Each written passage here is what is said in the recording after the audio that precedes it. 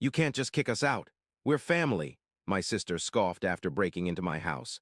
I dialed 911. 3 months later, I received an unexpected text from her. At 28, I finally achieved my dream of homeownership, something I'd worked towards since I was 19, saving every penny and living in cramped apartments with roommates. For nearly a decade, I'd sacrificed nights out, vacations, and even basic comforts to squirrel away enough for a down payment in today's brutal housing market. Little did I know that my proudest moment would turn into a family nightmare that would force me to choose between my boundaries and my blood. I've always been the responsible one in my family, the one who plans ahead and takes the practical path. My sister Sandra, 32, has been the opposite, impulsive, emotional, and perpetually in need of rescue. Our parents have always rushed to her aid, often at my expense. When Sandra dropped out of college, they used my tuition money to help her get an apartment. When she got pregnant with her first child, they pressured me to let her stay in my one-bedroom apartment until she got back on her feet. Each time I tried to establish any boundary, I was labeled selfish, cold, or unloving. Family helps family was their mantra, but somehow I was always the one doing the helping, and they were always deciding what form that help should take. 2 years ago, Sandra married Greg, a man who couldn't keep a job for more than a few months. They had a second child despite being financially unstable, and as usual, my parents stepped in to support them. I kept my distance, focusing on my career in software development and saving for my house.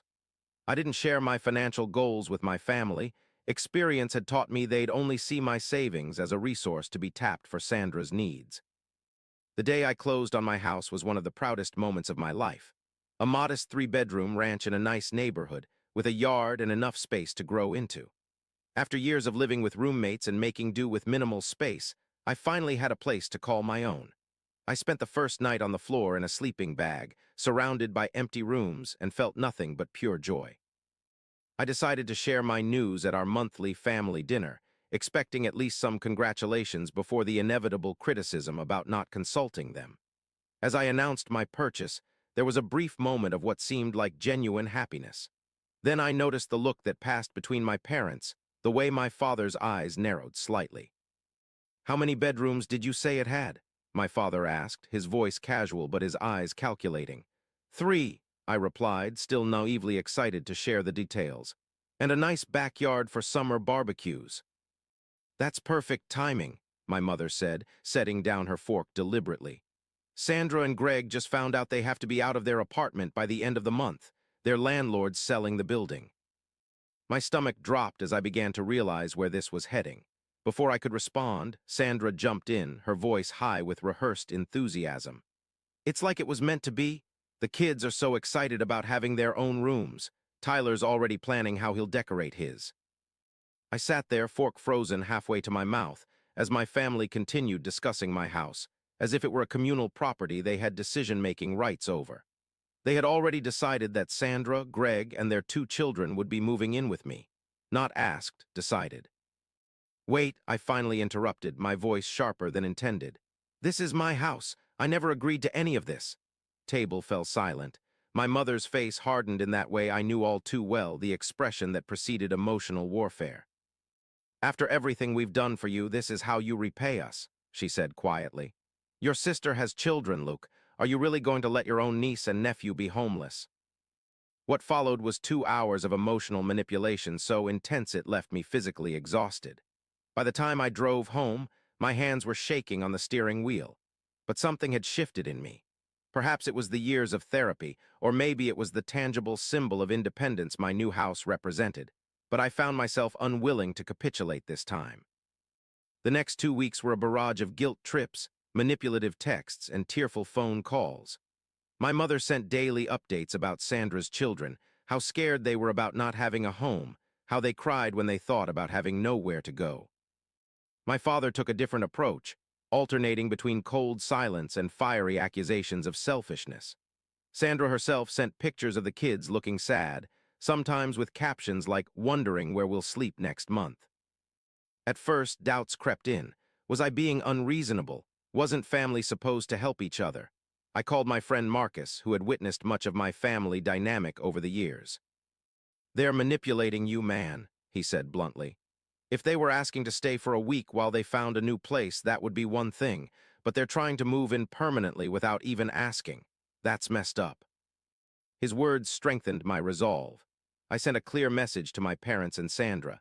I'm sorry about your housing situation, but moving into my house is not an option. I'm happy to help you look for affordable apartments or contribute to a security deposit on a new place. The response was immediate and vicious. My father called not to discuss alternatives, but to inform me I was no longer welcome at family gatherings.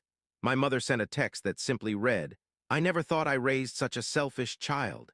Sandra didn't respond at all. A week later, I met my cousin Zach for drinks.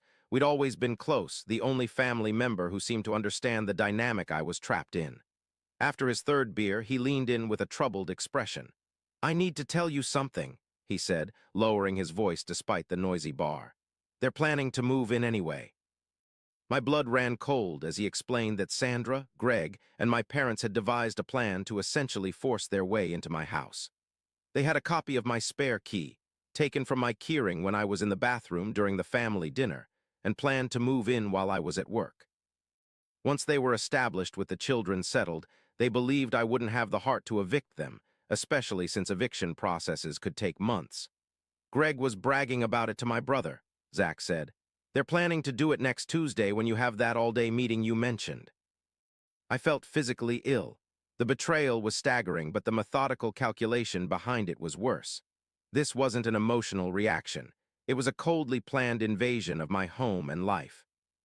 The next morning, I called in sick and made 2 appointments, one with a locksmith and one with a lawyer. The locksmith changed every lock in the house and installed a security system with cameras covering all entrances. The lawyer advised me on my rights as a homeowner and helped me draft a formal notice to my family, stating clearly that they did not have permission to enter my property and any attempt to do so would be treated as trespassing. I delivered the letter personally, watching as my father's face reddened with each line he read. My mother tried to interrupt, but I remained calm. "This isn't a discussion," I said, my voice steadier than I felt. "I've changed the locks, installed security cameras, and informed the neighbors to call me if they see any of you at my house. I've also filed a report with the police indicating I've received information about a planned illegal entry." My mother burst into tears, a tactic that had worked consistently throughout my childhood. "How could you treat your family this way? Those children—" "Those children have parents," I interrupted. "Parents who are responsible for finding them appropriate housing, not by stealing mine." I left feeling both terrible and triumphant.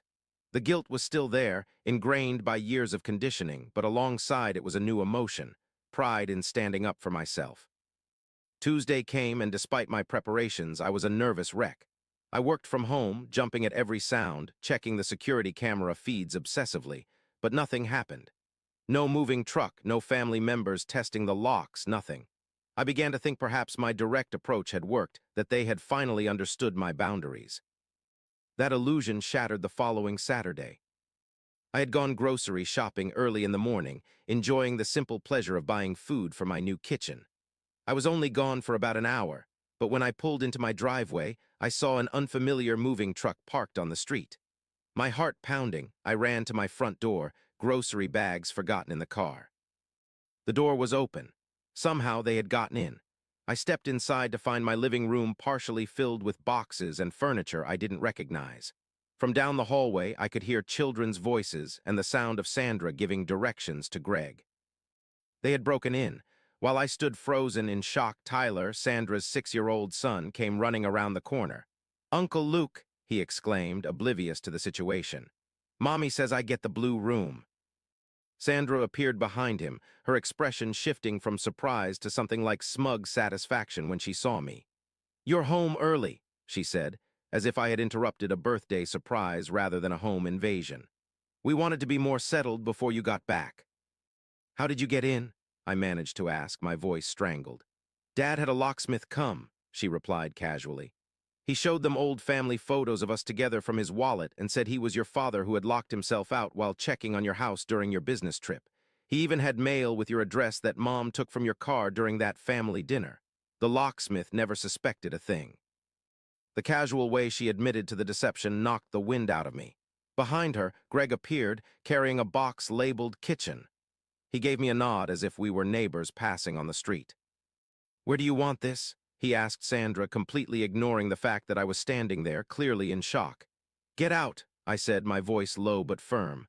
"All of you get out now." Sandra rolled her eyes. "Don't be dramatic, Luke. The kids are already excited about their rooms. You can't just kick us out. We're family." "This is illegal," I said, pulling out my phone. "You broke into my house. I'm calling the police." Greg stepped forward then, his body language suddenly threatening. "You wouldn't call the cops on your own sister, on your own niece and nephew." "Watch me," I replied, already dialing. What followed was 30 minutes of chaos. Sandra alternated between begging me not to involve the police and screaming that I was a monster who wanted children to be homeless. Greg threatened me physically, then backpedaled when I recorded him. The children, confused and frightened by the adults' behavior, began crying. When the police arrived, my family immediately tried to frame it as a family misunderstanding. The officers, to their credit, were unmoved. They verified my ownership of the property, confirmed I had not given permission for anyone to enter or live there, and informed my family they would need to leave immediately. The senior officer pulled me aside while his partner supervised the removal of their belongings. "Sir, we're filing this as an illegal entry and trespassing," he said quietly. "Given that they're family members, we're not making arrests today, but this incident will be documented. If they attempt anything like this again, there will be more serious consequences, including potential criminal charges. I recommend you pursue a restraining order if you feel it's necessary." "But we have nowhere to go," Sandra wailed, clutching her children dramatically. "Ma'am, that's not your brother's responsibility," the older officer said firmly. "You can't break into someone's home because you need housing. There are proper channels for emergency shelter if you're truly without options." As they were escorted out, my mother arrived, having been called by Sandra. She rushed past the police to confront me on my own front porch. "How could you do this?" she hissed, her face contorted with anger. "Those children will remember this day forever. They'll know their uncle chose his precious house over them." "No," I replied, finding a calm I didn't know I possessed. "They'll remember that their parents put them in this situation, that their parents broke the law and used them as emotional pawns." The police supervised as they loaded their partially unpacked belongings back into the moving truck. Throughout the process, my family members alternated between pleading, threatening, and attempting to shame me in front of the officers and neighbors who had inevitably gathered to watch the spectacle. Before they drove away, my father approached me one last time. "You are no longer my son," he said, his voice cold. "Don't bother coming to family events. Don't call your mother. You've made your choice." That night, alone in my house, I felt an overwhelming mix of emotions: relief, grief, anger, and a strange sense of liberation. I changed the locks again, upgraded the security system, and spent the evening sitting on my empty living room floor, surrounded by the space that was truly mine.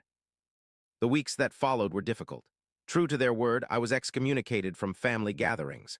My parents told extended family that I had cruelly refused to help my sister when she needed it most, leaving out the part about breaking into my home.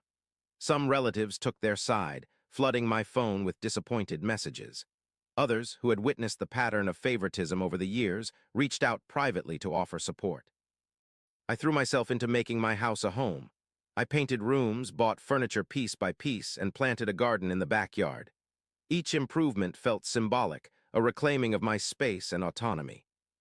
3 months after the break-in, I received an unexpected text from Sandra. It was brief. "Found an apartment through community housing program. Kids are settled in school nearby. Still think you were wrong, but it worked out." No apology, no acknowledgement of the violation, but it was something. I stared at the message for a long time, a knot of complicated emotions forming in my chest. This was my sister, the same girl who had braided friendship bracelets for me when we were kids, who had once punched a bully who was picking on me in elementary school. Somewhere along the way, our relationship had twisted into something unrecognizable, warped by our parents' favoritism and years of enabling her dependence. I felt a sudden, intense grief for the relationship we might have had in a healthier family. In another life, I might have helped her find housing willingly, might have had her kids over for weekend sleepovers, might have been the uncle who taught them to ride bikes and build science projects. Instead, we were strangers connected by blood and trauma, suspicious of each other's motives. I typed several responses, angry ones, forgiving ones, indifferent ones, and deleted them all. Eventually, I settled on, I'm glad the kids are settled. I hope the program is helpful. It wasn't reconciliation, but it was acknowledgement. A tiny bridge across a massive chasm. A month later, my mother called. I almost didn't answer, but curiosity won out. I'm not calling to apologize, she said immediately. But your father and I discussed it, and we think enough time has passed. We're having Thanksgiving dinner at 4. You can come if you want. No recognition of boundaries crossed, no accountability for their actions. Just a grudging invitation back into the fold as if nothing had happened. Thank you for the invitation, I said carefully, but I've made other plans. It wasn't true, but at that moment, I decided it would be. I called friends who had supported me through the ordeal and organized a chosen family Thanksgiving at my house. For the first time, I hosted a holiday gathering in my own home, surrounded by people who respected my boundaries and celebrated my achievements. 6 months after the break-in, I remain largely estranged from my immediate family. We communicate sporadically and superficially. My parents have never acknowledged the wrongness of their actions, though they have stopped explicitly trying to override my decisions. Sandra and I have had one coffee meeting, awkward but civil, where she admitted that the community housing program had actually been beneficial for her family, providing resources beyond just shelter. The house continues to be my sanctuary. I've filled it with color, comfort, and carefully chosen possessions that reflect who I am. Sometimes I still feel pangs of guilt. The programming of a lifetime doesn't disappear overnight, but they're fainter now, overshadowed by the peace I feel in my hard-won space. I've learned that sometimes the hardest boundaries to set are with the people who should respect them the most. That standing up for yourself isn't selfish, it's necessary, and that my house keys represent more than just my property. They represent my right to decide who has access to my life. The spare key now belongs to Marcus, the friend who stood by me when my family would not. He uses it only in emergencies and always with explicit permission, a simple courtesy my own blood couldn't extend. I don't know what the future holds for my relationship with my family. Healing seems possible but distant, contingent on a recognition of wrongs that may never come. What I do know is that I've found a different kind of family among friends who celebrate rather than undermine my independence. And in my quiet house, with walls I painted myself and a garden I tend with my own hands, I've found a peace I never knew was possible.